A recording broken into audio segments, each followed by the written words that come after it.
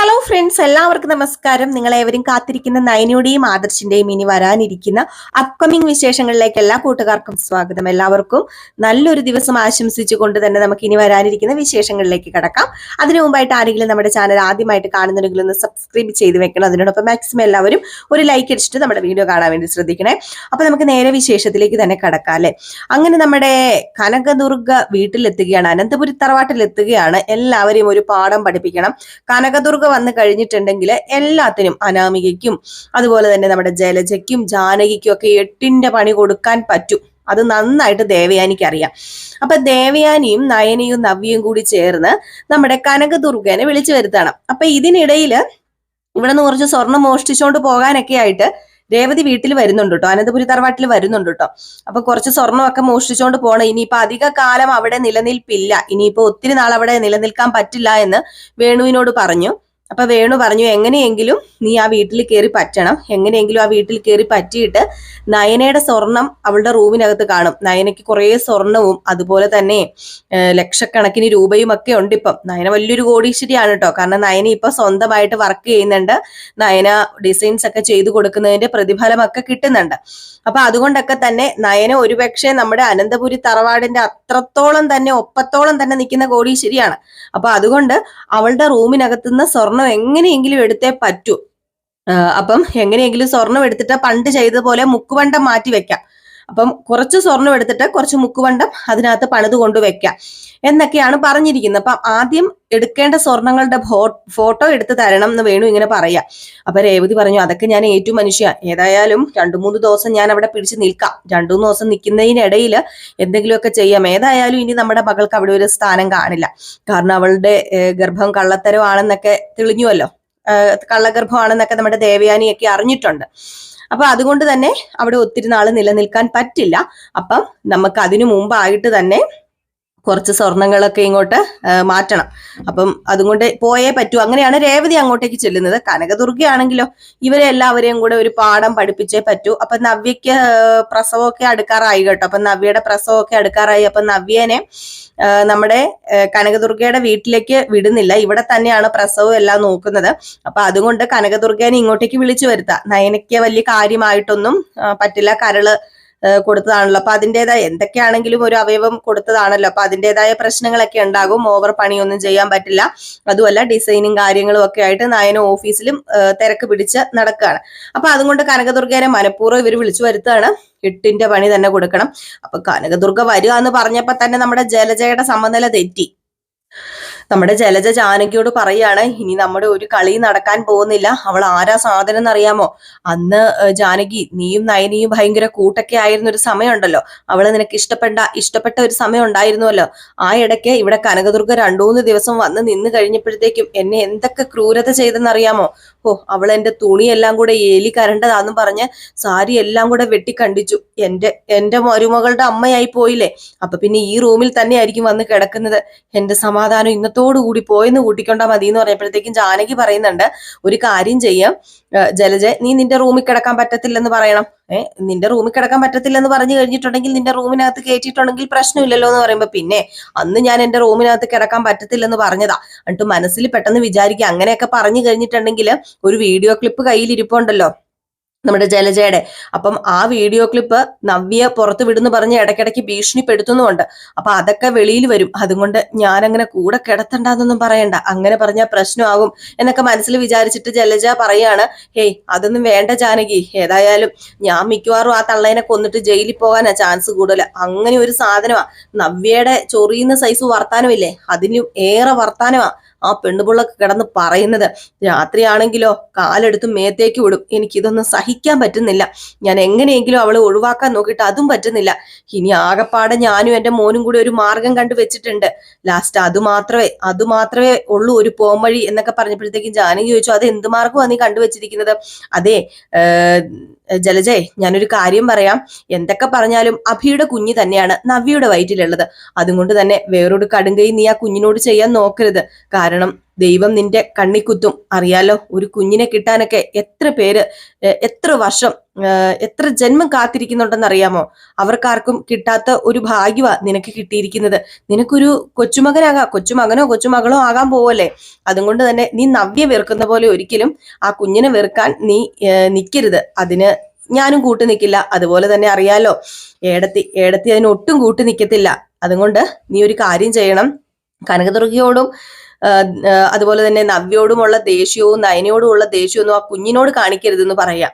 അപ്പൊ തന്നെ നമ്മുടെ ജാനകി അതൊക്കെ പറഞ്ഞിട്ട് അങ്ങ് പോയി.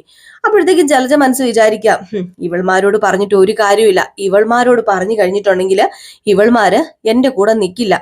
ചെവി അറിയാതെ വേണം ആ കുഞ്ഞ് ജനിച്ച ഉടനെ തന്നെ അതിനെ ഒന്നുകിൽ ആർക്കെങ്കിലും കൊടുക്കണം, അല്ലെങ്കിൽ ആ കുഞ്ഞിനെ കൊന്നു കളയണം. അതങ്ങനെ ചെയ്തേ പറ്റൂ. എന്റെ മോനൊരു കോടീശ്വരിയായ പെണ്ണിനെ വിവാഹം കഴിച്ചോണ്ട് വരുന്നത് എനിക്ക് കാണണ്ടേ. അല്ലെങ്കിലും ഇവക്ക് കുഴപ്പമില്ലല്ലോ, ഇവളുടെ മരുമകൾ വലിയ കോടീശ്വരി ആണല്ലോ. അപ്പൊ അനാമികയുടെ കാര്യം കേട്ടോ പറയുന്നത്. അനാമിക കോടീശ്വരി അല്ലാന്നൊന്നും ജലജയ്ക്കൊന്നും ഇതുവരെ മനസ്സിലായിട്ടില്ല. അവർക്കൊന്നും ഇതുവരെ തെളിഞ്ഞിട്ടില്ല കാര്യങ്ങളൊന്നും. അപ്പൊ ഈ സമയം നമ്മുടെ കനകദുർഗേനെ നയനെ വിളിക്കുകയാണ്. നയനെ വിളിച്ചിട്ട് കനകദുർഗയോട് പറയുകയാണ്, അമ്മ എത്രയും പെട്ടെന്ന് ഇങ്ങോട്ടേക്ക് വരണം. നവ്യേച്ചിനെ ഇനി നോക്കാന് ആളൊക്കെ വേണമല്ലോ. ഞാനാണെങ്കിൽ രാവിലെ ഓഫീസിൽ പോയി കഴിഞ്ഞിട്ടുണ്ടെങ്കിൽ വൈകിട്ടാ വരുന്നത്. അപ്പൊ അതുകൊണ്ട് തന്നെ അത്രയ്ക്ക് ശ്രദ്ധിക്കാനൊന്നും പറ്റില്ല. അറിയാലോ, ഇവിടെ മുഴുവൻ ശത്രുക്കളാ ഉള്ളത്. സ്വന്തം ഭർത്താവും അമ്മായിയമ്മയും തന്നെ ശത്രുവാ. പിന്നെ അനാമികയുടെ കാര്യം പറയണ്ടല്ലോ. അപ്പൊ അനാമികയെ ഞാൻ കുറച്ച് ഭീഷണിപ്പെടുത്തിയൊക്കെ നിർത്തിയിട്ടുണ്ട്. എങ്കിൽ പോലും നമ്മൾക്ക് എപ്പോഴും എനിക്കെപ്പോഴും നോട്ടം എത്തില്ലല്ലോ. അപ്പൊ അതുകൊണ്ട് അമ്മ ഇങ്ങോട്ടേക്ക് വരണം എന്നിങ്ങനെ പറയാണ്. അപ്പൊ നമ്മുടെ ഗോവിന്ദനോട് ആലോചിച്ചിട്ട് പറയാന്ന് പറഞ്ഞപ്പം ഗോവിന്ദനോട് പറഞ്ഞപ്പോഴത്തേക്കും ഗോവിന്ദൻ പറഞ്ഞു ചെല്ലാൻ പറഞ്ഞു. പക്ഷെ നമ്മുടെ നന്ദുവിന് ഇഷ്ടമല്ല കേട്ടോ. നന്ദു പറയുന്നത്, എന്തിനാ അമ്മ അങ്ങോട്ടേക്ക് പോകുന്നത്? ഒരു കാര്യം ചെയ്യുക, ചേച്ചിനെ ഇങ്ങോട്ടേക്ക് വിളിച്ചു വരുത്താൻ പറയുകയാണ്. അപ്പോഴത്തേക്കും ഗോവിന്ദൻ പറഞ്ഞു, വേണ്ട, അവിടെ നിന്ന് ഇങ്ങോട്ടേക്ക് ഇറങ്ങി കഴിഞ്ഞിട്ടുണ്ടെങ്കിൽ ചിലപ്പം അനി എന്താ ചെയ്യാന്നൊന്നും പറയാൻ പറ്റില്ല. അവന്റെ സ്വഭാവം അനുസരിച്ച് എന്റെ മോളുടെ ജീവിതം തന്നെ ചിലപ്പോൾ പോയേക്കാം. പിന്നെ തിരിച്ചു കൊണ്ടുപോകാൻ പോലും അവൻ വന്നെന്ന് വരില്ല. അതുകൊണ്ട് നമ്മൾ ഇതെല്ലാം അറിഞ്ഞു വെച്ചുകൊണ്ട് ഒരിക്കലും മോളെ ഇങ്ങോട്ട് കൂട്ടിക്കൊണ്ട് വരണ്ട. കനകദുർഗയെ നീ പോയി കുറച്ചു ദിവസം അവിടെ നിൽക്കുക, പ്രശ്നമൊന്നുമില്ല എന്നിങ്ങനെ പറഞ്ഞ് കനകദുർഗേനെ വിടുകയാണ്. ഏതായാലും കനകദുർഗ നമ്മുടെ അനന്തപുരി തറവാട്ടിലേക്ക് ചെല്ലുമ്പോൾ അവിടെ നമ്മുടെ രേവതിയും വരുന്നുണ്ട്. അപ്പൊ രേവതി അവിടെ ഉണ്ട്, ഓൾറെഡി രേവതി അവിടെ ഉണ്ട്. അപ്പൊ കനകദുർഗ വന്ന ഉടനെ തന്നെ നമ്മുടെ രേവതി ആക്കി സംസാരിക്കുകയാണോ, ഇനിയിപ്പം സുഖകരമായിട്ട് ഇവിടെ ജീവിക്കാലോ. മകളുടെ പ്രഗ്നൻസിയുടെ പേരും പറഞ്ഞിട്ട് ഇനിയിപ്പം ഇവിടെ നിന്ന് 3-4 നേരം നല്ല സദ്യയൊക്കെ കൂട്ടി കഴിക്കാലോ. അവിടെ കഞ്ഞിക്ക് പോലും വകയില്ലല്ലോ എന്ന രീതിയിൽ ഇങ്ങനെ സംസാരിച്ചു കഴിഞ്ഞപ്പോഴത്തേക്കും നമ്മുടെ കനകദുർഗ പറയുന്നുണ്ട്, ഓഹോ, ഞങ്ങൾക്ക് കഞ്ഞിക്ക് വകയില്ല, അല്ല നിങ്ങൾക്ക് എന്തിനെങ്കിലും വകയുണ്ടോ? കേറി കിടക്കാൻ ഒരു കിടപ്പാടം ഉണ്ടോ എന്ന് ചോദിച്ചപ്പോ പെട്ടെന്ന് നമ്മുടെ രേവതി ഞെട്ടിപ്പോവാ. പിന്നെ ഞങ്ങളെ കോടീശ്വരന്മാര്. നിങ്ങൾ കോടീശ്വരന്മാരാണെങ്കിലേ അത് മനസ്സിൽ വെച്ചോണ്ടെങ്കിൽ ഇരുന്നാ മതി. എന്റെ അടുത്ത് കൂടുതൽ ഇറക്കാൻ വരരുത്. അതെ, ഞാനിവിടെ കേറി വന്നത് എന്റെ മകളെ നോക്കാൻ വേണ്ടി മാത്രമല്ല, എനിക്ക് പല ഉദ്ദേശങ്ങളും ഉണ്ടെന്ന് നിങ്ങൾ കൂട്ടിക്കോ. പിന്നെ തൊട്ടടുത്ത് നിൽക്കുന്ന ഇവളുടെ അപ്പച്ചിയോട് ചോദിക്ക്, ഞാൻ ഇവിടെ വന്നു കഴിഞ്ഞാൽ എന്തൊക്കെ പ്രശ്നം ഉണ്ടാകാൻ പോകുന്നതെന്ന് നന്നായിട്ട് അറിയാം. അല്ല ജലജ റൂം റെഡിയാക്കിയിട്ടില്ലേ? നമ്മൾ രണ്ടും ഒരുമിച്ചല്ലേ കിടക്കുന്നത് എന്നൊക്കെ പറഞ്ഞപ്പോഴത്തേക്കും ജലജ റൂം ശരിയാക്കി ഇട്ടിട്ടുണ്ട് എന്നിങ്ങനെ പറയാ. വേറൊന്നും പറയാനും പറ്റത്തില്ലല്ലോ. കാരണം നമ്മുടെ കനകദുർഗയോട് തട്ടി കയറിയാലോ, കനകദുർഗയോട് ദേഷ്യം കാണിച്ചാലോ എന്താ പറ്റുക? എന്താ സംഭവിക്കുക? സത്യങ്ങളെല്ലാം പൊളിയും. ആ ഒരു വീഡിയോ ക്ലിപ്പ് പ്രചരിപ്പിക്കും. അപ്പൊ അതുകൊണ്ടാണ് നമ്മുടെ ജലജ സോപ്പിട്ട് നിൽക്കുന്നത്. അപ്പോഴത്തേക്കും കനകദുർഗ കയറിപ്പോയപ്പോ രേവതി ചോദിക്കുന്നുണ്ട്, എന്തിനാ ജലജ നീ അവരുടെ മുമ്പിൽ കുനിഞ്ഞു നിൽക്കുന്നത്? നിനക്ക് എന്തിന്റെ സൂക്കേടാ? അങ്ങനെ അവരുടെ മുമ്പിൽ കുനിഞ്ഞു നിൽക്കേണ്ട കാര്യമുണ്ടോ? ഉരുളക്കുപ്പേരി എന്ന പോലെ മറുപടി പറയുമല്ലേ ചെയ്യേണ്ടത് എന്നിങ്ങനെ പറയാണ്. അപ്പൊ ഇത് കേട്ട് കഴിഞ്ഞപ്പോഴത്തേക്കും ജലജ പറയുന്നുണ്ട്, അത് പിന്നെ വേറൊന്നും അല്ല, ഞാൻ ഇങ്ങനെയൊക്കെ ചെയ്യുന്നത് മുത്തച്ഛനും അതായത് അച്ഛനും അമ്മയൊക്കെ അറിഞ്ഞു കഴിഞ്ഞിട്ടുണ്ടെങ്കിൽ ചുമ്മാ പ്രശ്നം ഉണ്ടാക്കും, അതുകൊണ്ടാണ് ഞാൻ ഇങ്ങനെ ചെയ്യുന്നത്. പിന്നെ രേവതി, നിനക്ക് വായി തോന്നുന്നൊക്കെ അവരോട് പറഞ്ഞോ? ഞാൻ പറഞ്ഞു തരാം എന്താ ചെയ്യേണ്ടത് ഏതാ ചെയ്യേണ്ടതെന്ന്. ചിലപ്പോൾ എന്നെ കൊണ്ട് ചെയ്യാൻ സാധിച്ചെന്ന് വരില്ല, പക്ഷെ നീയും അവളും തമ്മിൽ വേറൊരു ബന്ധമില്ലല്ലോ, അപ്പൊ നിനക്ക് ചെയ്യാനായിട്ട് സാധിക്കും. കനകദുർഗനെ ഇവിടുന്ന് വെളിയിൽ ചാടിച്ചില്ലെങ്കിലുണ്ടല്ലോ, അതിനു മുമ്പ് തന്നെ നമ്മൾ ഇവിടെ നിന്നെല്ലാം വെളിയിൽ ചാടും എന്ന് പറഞ്ഞിട്ട് ജലജ അകത്തേക്ക് കയറി പോവുകയാണ്. അങ്ങനെ ജലജ അഭിയോട് എന്ന് പറയുക, ഇപ്പൊ നിനക്ക് സമാധാനം ആയല്ലോടാ, നിന്നോട് എത്ര തവണ ഞാൻ പറഞ്ഞു ആ കുഞ്ഞിനെ എങ്ങനെയെങ്കിലും ഒന്ന് ഒഴിവാക്കാൻ നോക്കാന്, എന്നിട്ട് നിനക്ക് കഴിഞ്ഞില്ല. എല്ലാം ഇപ്പൊ എന്റെ തലയിലാണല്ലോ, ഇനി മുതൽ അവളെയും കൂടെ ഞാൻ സഹിക്കണം, ആ കനകത്തിനെന്ന് പറഞ്ഞു. അപ്പം പറഞ്ഞു, അമ്മേ ഞാൻ എന്ത് ചെയ്യാനാ? ഓ, നീ ഒന്നും അറിഞ്ഞില്ല, നീ തന്നെയാടാ ഇതിനെല്ലാത്തിനും കാരണം. നിനക്ക് സത്യം പറഞ്ഞ ബുദ്ധിയും ബോധവും ഒന്നുമില്ല. നീ നീ എന്താടാ ഇങ്ങനെയായി പോയത്? വലിയ കോടീശ്വരിയാന്നും പറഞ്ഞുകൊണ്ട് കീർപ്പോയി കെട്ടിയേക്കുന്നു. അവളിപ്പൊ ആദർശിന്റെ തലയിൽ ഇരുന്നേനെ. നിനക്കൊരു കോടീശ്വരീനെ കെട്ടായിരുന്നല്ലോ എന്നൊക്കെ പറയുമ്പോ അമ്മ ഇനിയും വീണ്ടും അതിനെക്കുറിച്ച് പറഞ്ഞിട്ട് കാര്യമില്ലല്ലോ. അമ്മ അതിനെക്കുറിച്ച് പറയാതിരിക്കുക, പോം വഴി എന്തെങ്കിലും ചിന്തിക്കുക. ഇരുചവി അറിയാതെ ഞാൻ ആ ഡോക്ടറിനെ കണ്ട കാര്യങ്ങളൊക്കെ പറയാൻ പോവാ.